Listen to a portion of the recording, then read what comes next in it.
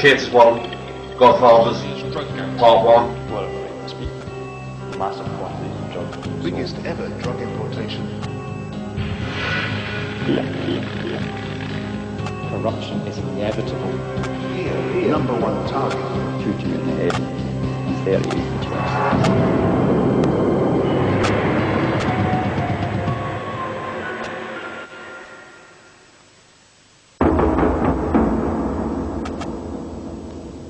This is Holland's most secure jail. Inside is a special unit holding some of Europe's top criminals. Among them is one of Britain's wealthiest godfathers, Curtis Warren. Once dismissed as just another scally in a shell suit, he became customs' #1 target, responsible for some of the biggest ever drug importations into Britain. With direct links in all the major drug supply countries, he built a personal fortune estimated at £150 million, plenty to buy even police officers. But Curtis Warren liked to talk, and investigators liked to listen, so tonight we go one-to-one with Curtis Warren and his friends and reveal the incriminating phone conversations that a British jury was not allowed to hear.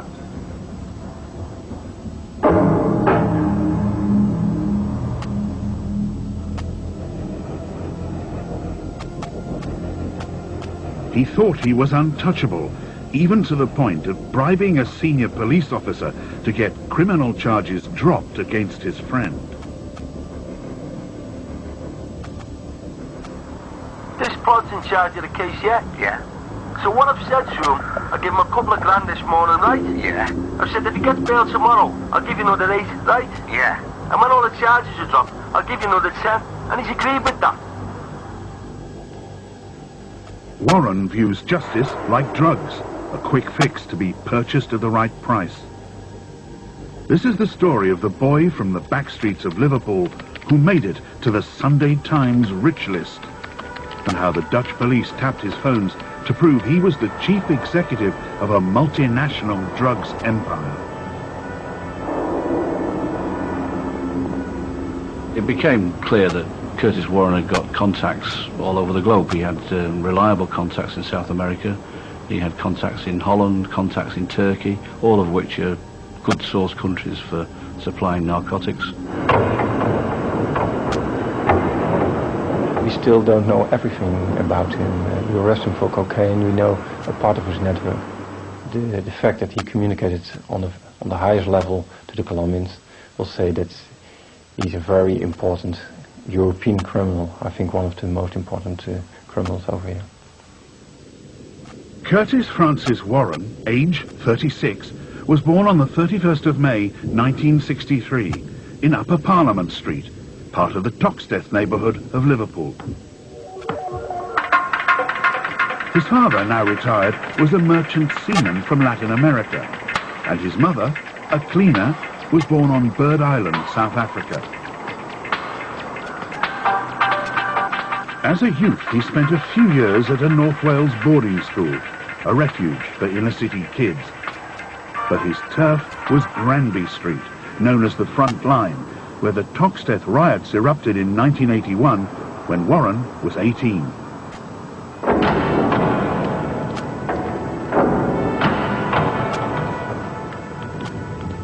In the aftermath of the riots, Liverpool's alternative businessmen found the Granby Street neighbourhood a fairly safe place to sell drugs, especially as most local residents believed that the police had given up enforcing the law there. Soon a new local capitalist economy emerged, and Curtis Warren became its key entrepreneur. He began by selling £10 bags of cannabis in Granby Street, exploiting a network of seafaring families who had smuggled ganja into Liverpool for generations. Warren already had an extensive criminal record, which started when he was 12. At 15, he was sentenced to 3 months in a detention centre. Borstal Jail quickly followed. He stole cars and broke into houses before graduating to ram raiding, robbery, and possession of a firearm. When he met his girlfriend Stephanie, he was also introduced to a successful Liverpool businessman, her father, Philip Glennon. Warren became part of the family, just as his own career began to flourish. He rapidly moved from street trader to wholesaler. Curtis was what we might call a commodity broker. He didn't get involved at the street level end. He wasn't involved in the retail end, if you like. But he could supply the goods. He had the confidence of the producers in the source countries, and without him, the drug dealers on the streets of Liverpool and everybody else couldn't survive. Warren was now targeted by British customs and police as they discovered he was dealing directly with the Colombian drug barons. He was photographed at Heathrow with Middlesbrough businessman Brian Charrington returning from a meeting with the notorious Cali cartel in South America. In September 1991, shortly after their visit, a container ship left Caracas in Venezuela, bound for the port of Felixstowe. On board, 28 tons of lead ingots. Hidden inside them, aluminium boxes containing cocaine. Customs, acting on a tip-off, were waiting to inspect the cargo, but the search was negative. Impervious to X-rays, the ingots were so big that anyone who did not know exactly where to drill had little prospect of finding the cocaine. So 1.5 tons of the drug, with a street value of £250 million, were imported into Britain. Yet again, Warren had escaped detection. In January 1992, another huge load was on its way, using the same method. When we opened the containers, we found lead ingots of this nature. This is a miniature replica of one of the ingots. During one lunch break, one of our more experienced senior officers picked up a hammer and thought he'd cut short the exploratory investigations being made by hitting the bottom of the ingot with a hammer, and it was found that on either edge of the ingot there was a ringing sound, but when he hit the middle there was a dull thud, and he established, he was happy in his own mind from that there was cocaine inside the ingot. Customs extracted the cocaine and allowed the shipment through, tracking it to Liverpool. Warren, Brian Charrington and 7 others were arrested and charged. But Charrington was released after 2 Teesside detectives said he had been working for the police as a supergrass, informing on the Felixstowe shipments. Customs officers were furious as they had believed Charrington was smuggling drugs as well as acting as a police informer. But worse was to come for Customs when the judge at Warren's trial in Newcastle ruled that crucial surveillance evidence was inadmissible.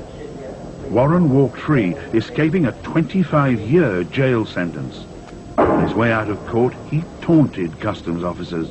"I'm off to spend my £87 million share and you can't touch me." Throughout the 50-day trial, his family friend Philip Glennon sat at the back of the court, always on hand to provide support.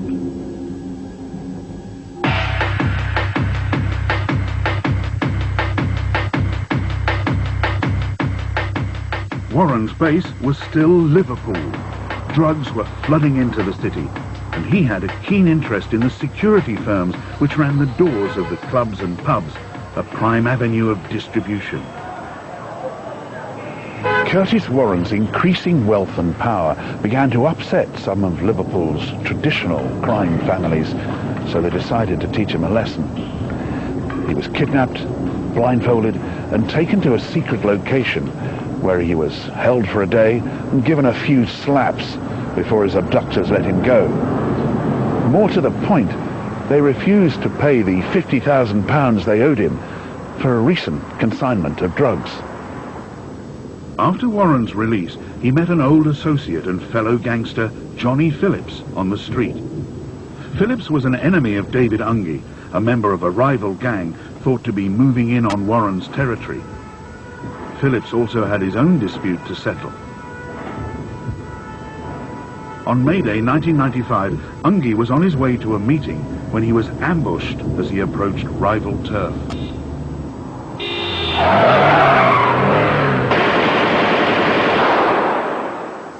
2 men in a Volkswagen GTI shot and killed him. In the next month, a gangland war erupted which was used to settle long-standing feuds. It also claimed many innocent victims.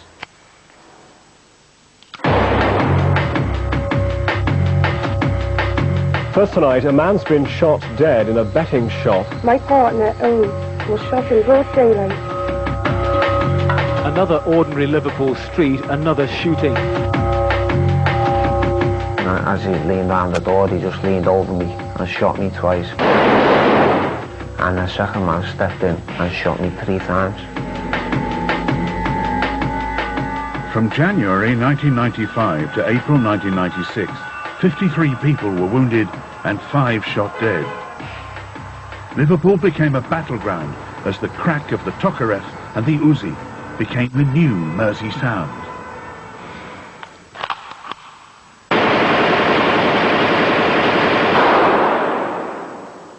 People were being shot, and I suppose putting everything together and considering his own security and the continuing success of his operation, he reached the conclusion that his own best interest will be best served by moving to the Netherlands.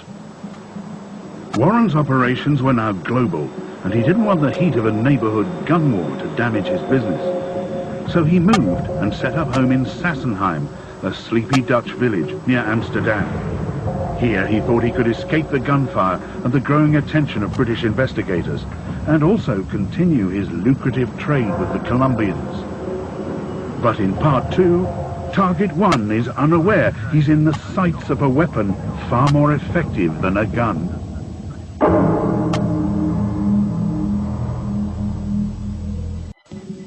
Part 2.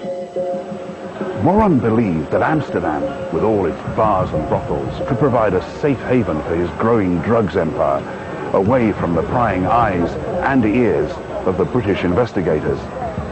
But he underestimated the powers of the Dutch police, their ability to tap his phones, and their right to use his taped conversations as evidence against him in the courts.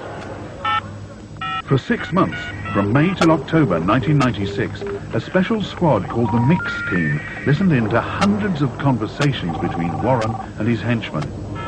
It became clear that Warren claimed to have a key police source in Liverpool, known as the L Fella.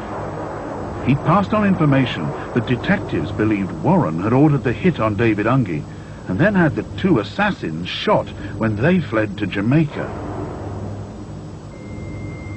The Dutch police discovered this when they intercepted a phone call between Warren and Tony Bray, one of his associates back in Liverpool. You seen the, you know the L fella? Yeah. The special people have got the blood in Jamaica looking for the bodies of the other 2. Yeah. This is what they've got down. You give the orders to the other fella. They've done the business for you, and then you get them up to Jamaica, right? Yeah. Because they want more money to keep their mouths shut. They've got it down, so you have got the connections with gangsters there, so you get them slaughtered. Mad, innit? Yeah.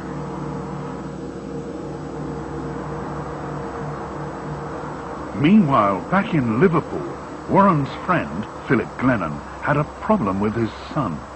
Glennon Jr. discharged a decommissioned gun after a dispute at this nightclub. He'd been charged with a serious offence, so Warren again called on his Liverpool contact, the L Fella, to help by trying to get the charge dropped. But the L Fella was no ordinary policeman, as the Dutch police realised when they intercepted this phone call between Curtis Warren and Philip Glennon. It's Elmore Davis again. I started him $2 grand a day. Yeah? Yeah, the fella I've got, he's in charge of the thing, yo. Yeah. Yeah, the whole thing, right, and he says, they're not pursuing it to get all mileage out of it and this and that, like, the blood are gonna drop. Probably drop theirs in the morning, them charges and things, you know what I mean? Elmore Davis was a Detective Chief Inspector in Merseyside Police and former Deputy Chief of the Force's Drug Squad. He was the L Fella, Warren's newfound friend, and ultimately in charge of the case against Glennon Jr.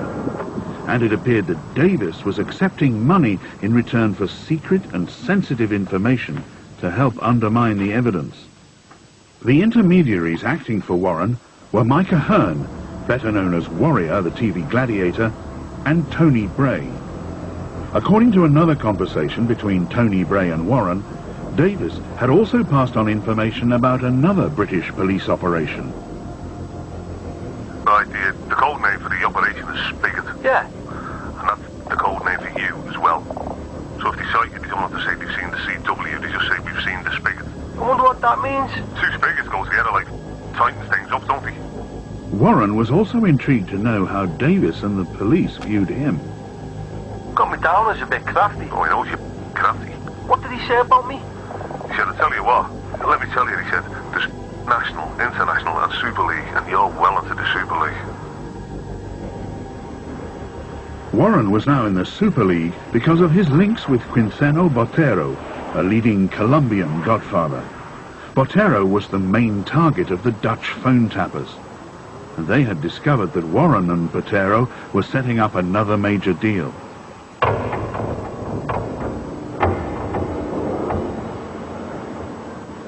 During this time, the summer of 1996, Warren was enjoying life in Amsterdam, spending his evenings in the red light district, but all the time directing operations from his quiet Dutch retreat, planning another huge shipment of cocaine stashed inside aluminium ingots, unaware the Dutch police knew his every move.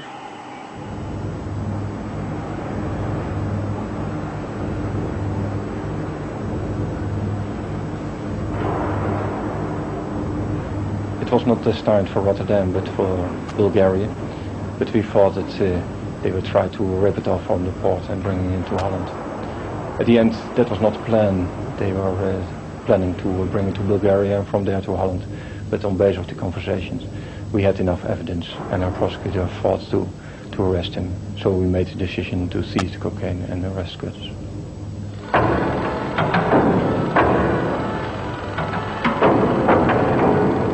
Drugs worth £100 million were seized at Rotterdam docks and from the homes of his associates.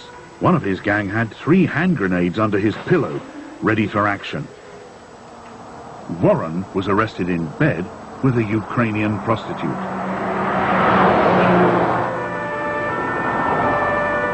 Dutch police demanded maximum security at the court in The Hague as Warren was convicted and jailed for 12 years for conspiracy to smuggle drugs and leading an organized crime gang. And since the trial, in 1997, British Customs and Police have arrested over 120 people, many of whom are thought to be part of his organization.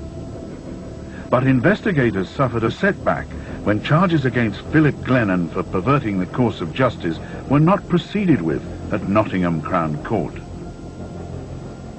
Vital phone conversations between Glennon and Warren, where they discussed paying £20,000 to Elmore Davis, the L fella, to get the charges dropped against Glennon Jr., were never heard by the jury, as the Dutch tapes were ruled inadmissible. But other conversations between Davis and Micah Hearn, better known as the TV gladiator Warrior, were recorded by Merseyside police using a listening device placed in the roof of a flat they shared. And this was ruled admissible, providing crucial evidence. So Davis, Ahern and Warren's intermediary, Tony Bray, were all convicted and jailed. Davis got 5 years for corruption, but with Ahern has now won the right to challenge the conviction at the Court of Appeal. Give him $2 grand. Yeah. Tell him, if he gets the charges dropped, he can have another 18 grand. But don't you want the statements and all that? Yeah, get me the statements right. But tell him, if he drops the charges, yeah? Yeah. He can have another 18 grand. And as the following conversation suggests, Davis wasn't Warren's only police contact. What did he say about the other people we had? What did the other fella say? He said he gathered we had more than one person. Yeah. But he won't ask who, and he doesn't want to know. And in this confidential Dutch police report, reference is made to a secret file about probable suborning contacts with the Merseyside police. As soon as Warren was jailed, he appealed against his conviction, but the appeal was recently rejected by the Dutch Supreme Court. His lawyer still claims that British customs and police had been tapping Warren's phones without informing the Dutch authorities, an illegal act. Under Dutch law, we have the theory of the fruits of the poisonous tree. So if you can establish that the beginning of an operation is illegal, then the rest of the evidence will be regarded as fruits of that poisonous tree, so there will be no evidence for a court to convict a person on. Now the case may go to the European court. Meanwhile, the race is on to find his fortune. Well, there are indications that he secreted money all over the place, not just in the UK, Europe, as far afield as Turkey, well-known tax havens. And it's a mammoth job trying to assess just how much cash there is and where it's stashed. This is the job that the Dutch face. They're getting on with it, and whenever possible, we're trying to help them. In October 1997, police dug up a flower bed in Philip Glennon's garden and found £1.5 million. Mr. Glennon says it's legitimate money from his business. So far as Warren is concerned, he's saying nothing, and his Dutch lawyer maintains that his wealth is a media myth. You've no idea what assets, if any, the Dutch authorities have tracked back to Curtis Warren's sort of private property. I have no idea. I know the Dutch police has seized, I think, a Volvo car at the moment of his arrest, and a couple of telephones and a chair, etc., in the house he rented. But as far as I know, that's about the only assets that are involved. Since then, investigators have tracked down £20 million worth of property, ranging from shops in Liverpool to upmarket garages, a winery in Bulgaria, and hundreds of houses in Turkey and the UK. Warren also faces manslaughter charges after a Turkish prisoner died following a fight. Yes, I think he was on the top of a very big, important criminal organization. You can see that because he could do business with all kinds of people on a very high level. And I think that's an indicator that he's important. Yes, you can describe it maybe as a leader of a multinational.